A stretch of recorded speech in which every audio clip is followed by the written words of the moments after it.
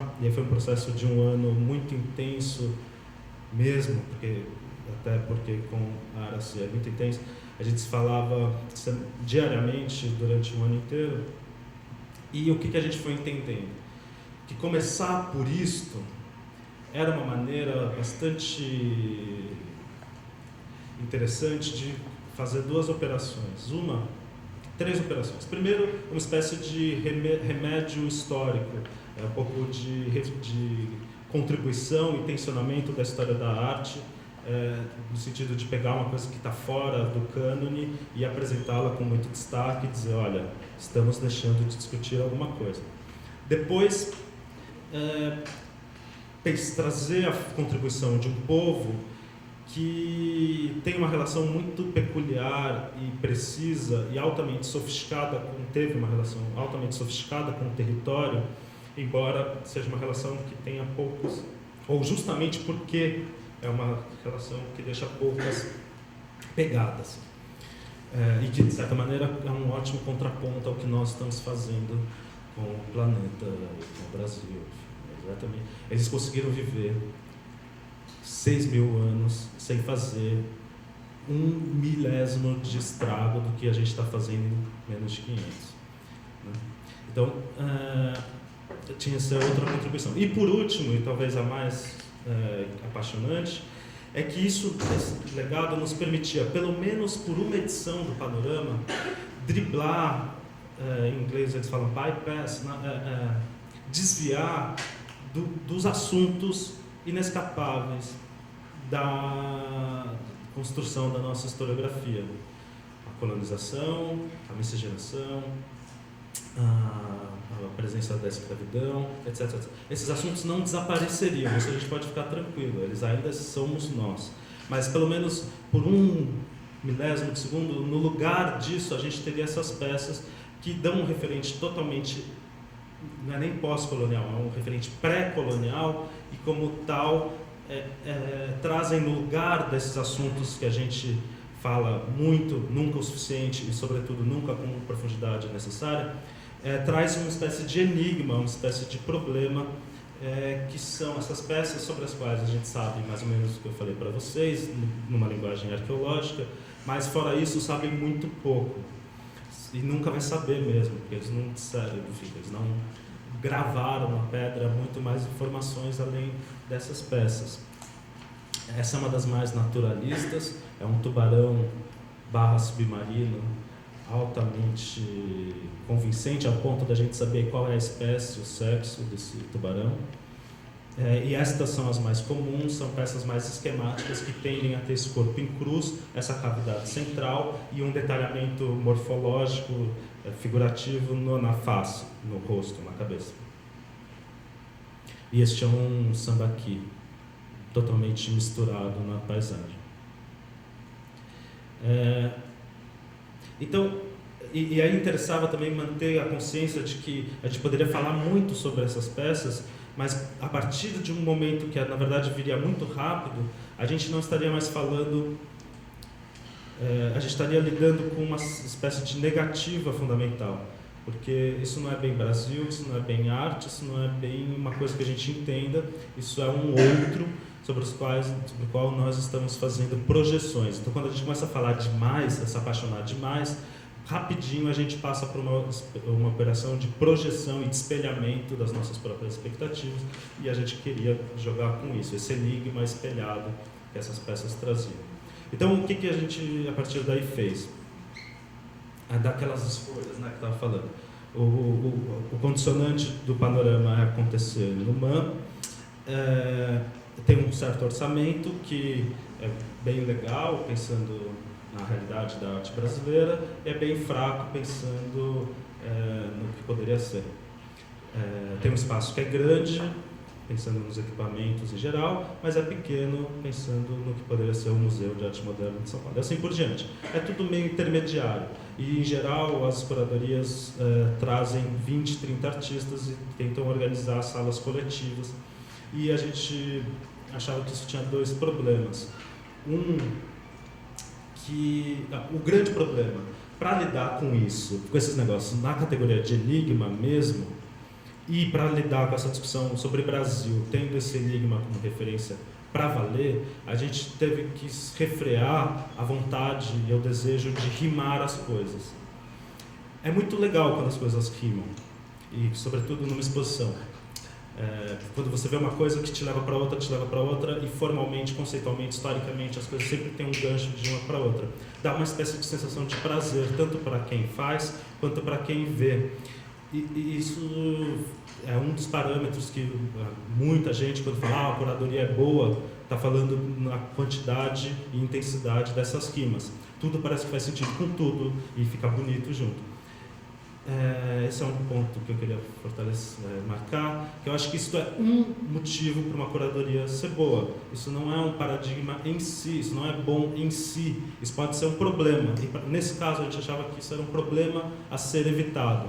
Se a gente começasse a colocar um zoólito redondo do lado de um artista que faz coisas redondas e assim por diante, a gente ia criar uma sensação que a gente tinha feito uma pesquisa muito divertida, mas ia apaziguar o estranho desses objetos e o dado de pensamento desses artistas contemporâneos.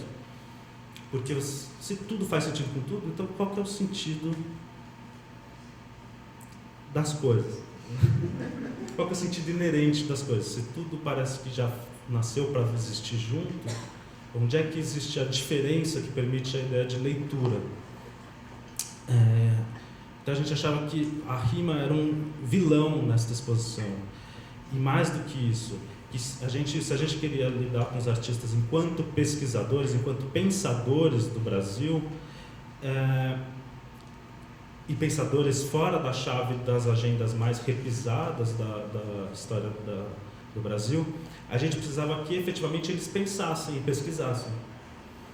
Então a gente não quis fazer uma exposição a gente já estava colecionando objetos no que diz respeito a isso aqui. São objetos que já existem, os caras que estão mortos, e a civilização que não existe mais. A gente foi nos museus de arqueologia e etnografia coletar essas peças. Mas no que dizia aos artistas contemporâneos, não fazia sentido fazer uma exposição de objetos. Ir aos acervos e coisas e começar a coletar coisas prontas e que rimassem. Pelo contrário, a gente queria que os artistas propusessem coisas. E para isso, tendo em vista os limites de tamanho, etc., e de dinheiro, né, a premissa foi trabalhar com muito menos artistas do que os panoramas em geral trabalham. Então a gente abriu mão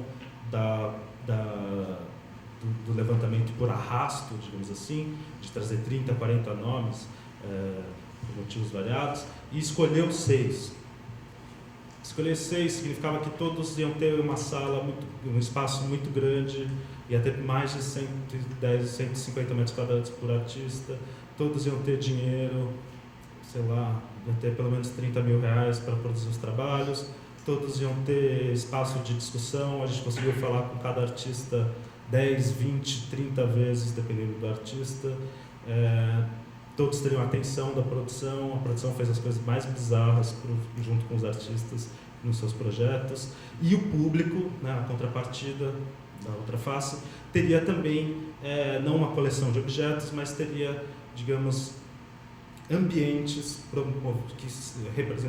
feitos pelos próprios artistas em que você mergulharia. Além de poucos e com essa abertura, os artistas teriam que ser muito diferentes entre si. Então, são artistas que vêm de panelas diferentes da arte brasileira. Quer dizer, da panelona arte brasileira, mas dentro dessa panela, eles são geracionalmente, geograficamente, poeticamente, linguisticamente, muito contrastantes entre si. Então, na ordem da exposição, o Raul Guimarães, o Miguel Rio Branco, Cildo Meirelles, Érica Verzutti, Pitágoras Lopes e Berna Reale.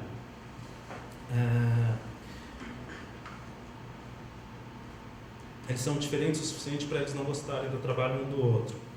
Assim, respeitarem, etc., mas não estarem minimamente interessados em fazer nada minimamente parecido com o outro. Quer dizer, eles realmente eles acreditam que a arte funciona de um jeito diferente. Cada um tem uma maneira... E isso também se refletiria para o público.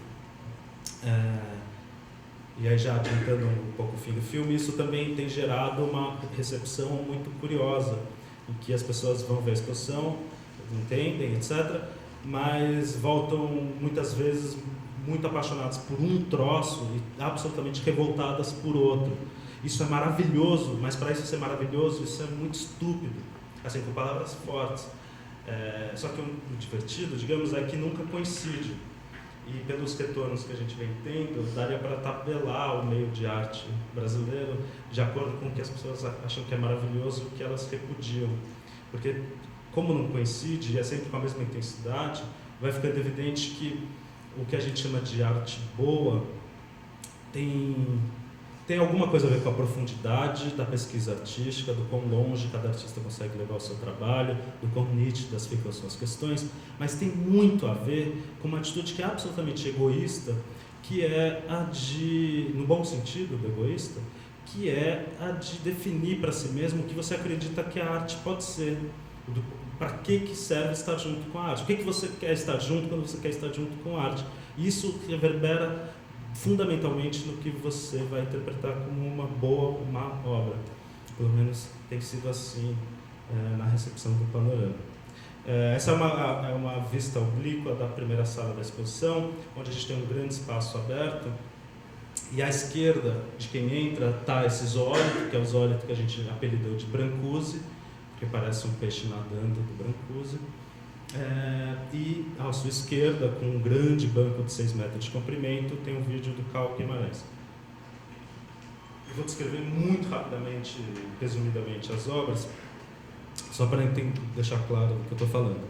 O Cal é um artista particular mineiro, cineasta, videomaker e particularmente sensível. É um artista que conta com viagens para trabalhar, muitas vezes, com a ideia de deslocamento, nem que seja ao redor do quarteirão, e particularmente sensível a elementos do mundo que não correspondem integralmente com a nossa contemporaneidade, que de alguma maneira são reminiscências de um passado que a gente dá por superado. Podem ser os espantalhos nas plantações na era do detetizante, do agronegócio, espantalhos na era do agronegócio, andarilhos na era da internet, cidades com nomes delicados na era das cidades publicidade, das cidades marca e assim por diante. Ele está sempre atento àquilo que sobra do que a gente consideraria que é uma reminiscência de um passado, enquanto coisa presente, viva e encontra. Por isso ele precisa viajar, porque não basta conceitualizar, ele precisa encontrar essas coisas. E por isso a gente convidou ele para justamente, ele é o artista comissionado, mais comissionado da exposição, porque a gente pediu que ele viajasse para o Sambaquis, para tentar entender como é que a gente estaria trazendo os óleos, como é que a gente traria os sambaquis e os sambaqueiros para o ambiente da exposição. Ele viajou e ficou absolutamente frustrado, porque a graça dos sambaquis é que eles são absolutamente mimetizados na paisagem. Então, ao contrário das pirâmides, ao contrário da arquitetura moderna, ao contrário da nossa ideia de monumento, os sambaquis eles não são nem referentes a uma pessoa, uma época, um deus, eles não são nem unos, eles nem se definem por contraste com a natureza. Pelo contrário, eles são comunitários, então tem sepultamentos de centenas de pessoas, e quando a camada de cima vem, ela apaga a de baixo, ela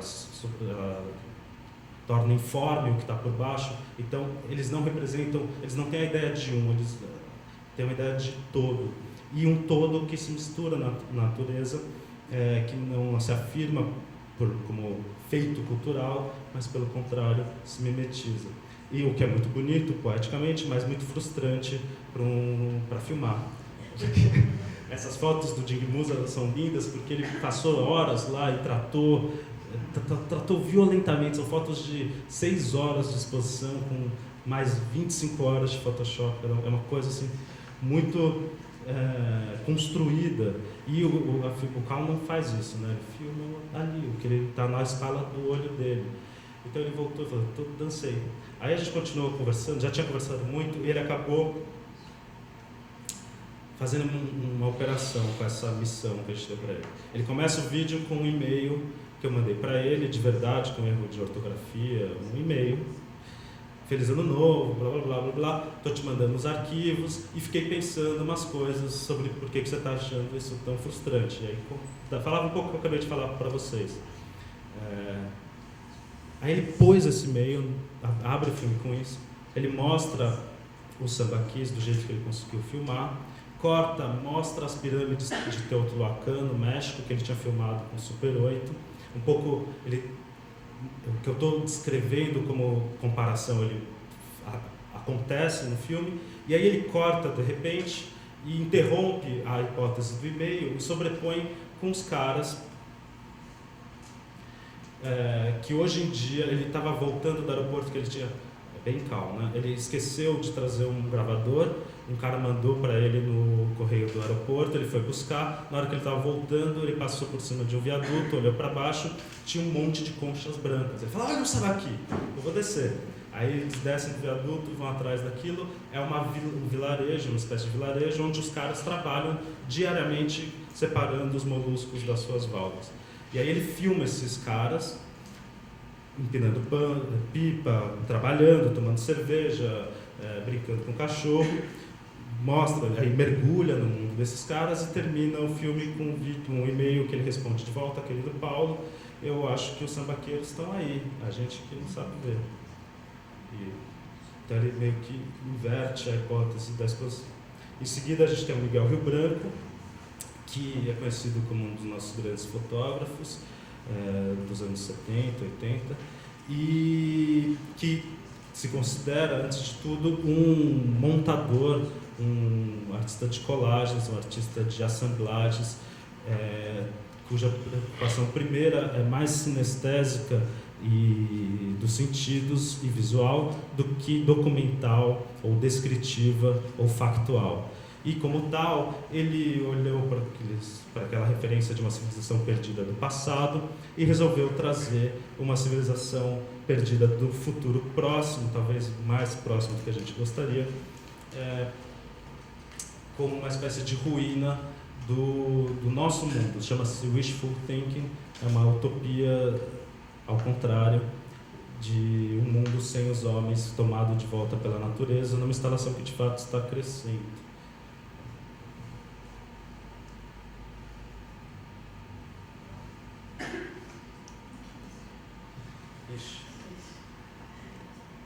Então, vou ter que... Mas, em todo caso, eu não vou continuar falando de todos os artistas, senão vai dançar. Mas a exposição, então, ela tinha essas duas instalações, prelúdio, abria com aquela peça e depois seguia com essa linha de vitrines em que 60 desses ólitos eram apresentados. Essa linha que a gente vê na parte de baixo da planta, e como bairros, os outros artistas iam aparecendo, todos com trabalhos novos, feitos para a exposição, embora alguns, como o Cildo, representou um trabalho conceituado em 69 e realizado para a exposição, que consistia em diminuir a altura do pico mais alto do Brasil em 1 centímetro e aumentar de volta essa altura com uma pedra retirada das profundezas do país, uma pedra magmática, que foi acrescentada ao Pico da Neblina, aumentando a altura em 2 centímetros, o que no total significa que hoje o Brasil é 1 centímetro mais alto do que no final do ano passado. Então, apesar das projeções, o Brasil cresceu. E, de fato, isso aparece registrado em maquete, vídeo, fotografias, e também no depoimento dos povos Yanomamis, que são os donos desse território, e contaram o que para eles é a história do Pico, que é um lugar mágico, etc. A Erika Verzutti, que trouxe os seus cemitérios, um discurso às vezes parecido com o que o Daniel Stigman falou, de obras que são interrompidas como coisas que não deram certo, que não vão poder ir para o mundo prontas, e acumuladas no ateliê até conformarem esses cemitérios, que são feitos um por ano, e aqui estão apresentados todos reunidos, e que formam uma espécie de retrospectiva ao avesso, porque ao invés de você ter os melhores momentos, os mais bem-sucedidos, a gente tem uma coleção dos momentos supostamente fracassados que a artista organiza. E ela sim, com um certo nível de rima formal, com os ólitos, mas que é mais culpa, digamos. Tem uma culpa no meio dessa exposição, uma culpa... Tem um protagonista omisso, que é o olhar moderno. A gente aprendeu a olhar esses ólitos, achar bonitos, porque existiu o Brancusi, porque existiu o Henry Moore, porque existiu o Noguchi, etc, etc. Eles olharam não para estes ólitos, mas para uma série de culturas, escultoras, com alguns princípios muito próximos desses, tais princípios organicistas da forma, e